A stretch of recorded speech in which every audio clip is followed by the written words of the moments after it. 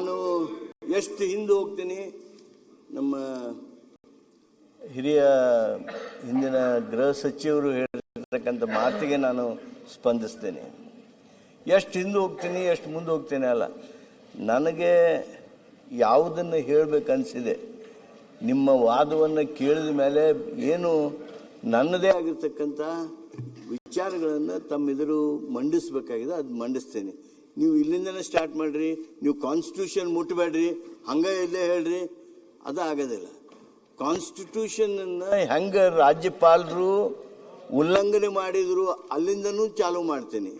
ಸಂವಿಧಾನವನ್ನು ಏನು ಸಂವಿಧಾನ ಹೇಳಿದೆ, ನಿರ್ದೇಶನ ಕೊಟ್ಟಿದೆ, ಅಲ್ಲಿಂದನೂ ಚಾಲೂ ಮಾಡ್ತೀನಿ.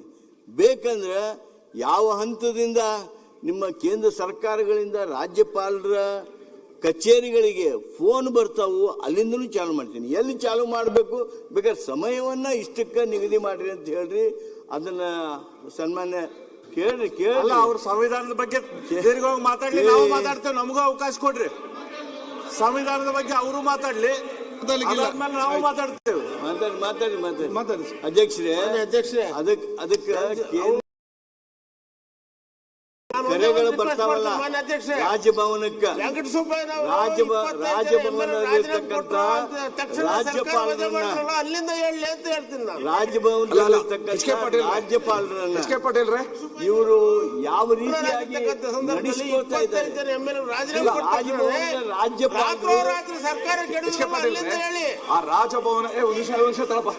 ರಾಜಭವನಕ್ಕೆ ಕೇಂದ್ರ ಸರ್ಕಾರದಿಂದ ಏನ್ ಫೋನ್ ಕರೆಗಳು ಬರುತ್ತಾ ಇವೆ ಅಂತ ಉಲ್ಲೇಖ ಮಾಡಿದ್ರೆ, does it include the phone calls received by the farmer governor Hansraj Gupta, Hansraj Bharadwaj?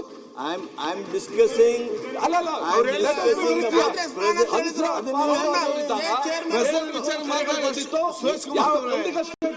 That is included also. ಈಗ ಪ್ರೆಸಿಡೆಂಟ್ ಸಮಸ್ಯೆ ನೋಡಿ, ರಾಮಲಿಂಗಾರೆಡ್ಡಿ ಪ್ರೆಸಿಡೆಂಟ್ ವಿಚಾರ ಮಾತ್ರ ಚರ್ಚೆ ಮಾಡಿ.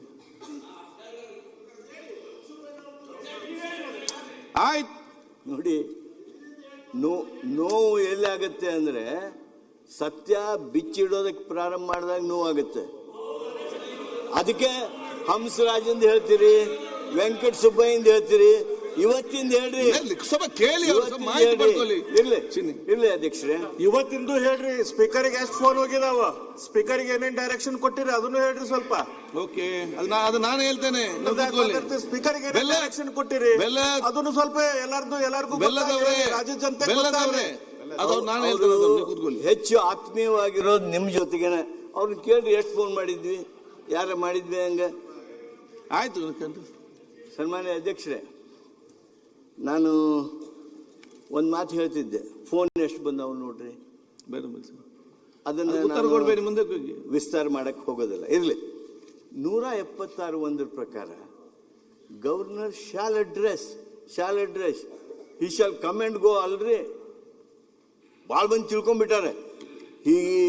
ಇಫ್ ಹಿ ಕಮ್ಸ್ ಲೇಟ್ ಹಿಂದಕ್ಕಾಗಿರ್ಬೋದು. But today we are discussing about the constitution, the strength of the constitution, the wishes of the constitution. ಅದನ್ನ ಮಾತಾಡುವಾಗ ಹಿಂದಾಗಿತ್ತು ಅಂತ ಹೇಳಿ ಕೂತ್ರ ಆಗೋದಿಲ್ಲ. ಅದು ಇದರ ಪ್ರಕಾರ ಇವತ್ತು ಸುಪ್ರೀಂ ಕೋರ್ಟ್ನಲ್ಲಿ ನೀಡಿರ್ತಕ್ಕಂಥ ನಿರ್ಣಯಗಳಿರಲಿ, ಹೈಕೋರ್ಟ್ಗಳಲ್ಲಿ ನೀಡಿರ್ತಕ್ಕಂಥ ನಿರ್ಣಯಗಳಿರಲಿ, ಲೋಕಸಭೆಯಲ್ಲಿ ರಾಜ್ಯಪಾಲರ ಭಾಷಣಗಳನ್ನು ಉಲ್ಲೇಖಿಸಿ ಏನು ಹೋಮ್ ಮಿನಿಸ್ಟ್ರು ತಮ್ಮ ಹೇಳಿಕೆಗಳನ್ನು ಲೋಕಸಭೆಯಲ್ಲಿ ಮಾಡಿದ್ದಾರೆ, ಅವು ಇರಲಿ, ಅವೆಲ್ಲವುಗಳನ್ನು ಗಮನಕ್ಕೆ ತಗೋಬೇಕಲ್ಲ. ನಾನು ಕೇಳ್ತೀನಿ, 176(1) ಪ್ರಕಾರ ಮಾನ್ಯ ರಾಜ್ಯಪಾಲರು ಏನು ಸಂವಿಧಾನದ ಉಲ್ಲಂಘನೆ ಮಾಡಿದರು, ಆ ಉಲ್ಲಂಘನೆ ಈ ಸದನ ಯಾವ ಕಾರಣಕ್ಕೂ ಮನ್ನಿಸೋದು ಸಾಧ್ಯ ಇಲ್ಲ. ನೀವು ಸಣ್ಣ ಆಗ್ಬೇಕಲ್ವಾ? ಅದು ಒಂದು ಉತ್ತಮ ಆಹಾರದಿಂದ ಸಣ್ಣ ಆಗ್ಬೇಕಲ್ವಾ? ಪ್ರತಿದಿನ ನಮ್ಮ ಜೀನಿ ಸ್ಲಿಮ್ನ ಯೂಸ್ ಮಾಡಿ ಯಾವುದೇ ಸೈಡ್ ಎಫೆಕ್ಟ್ ಇಲ್ದಂಗೆ ನೀವು ಸಣ್ಣ ಆಗ್ತೀರಾ.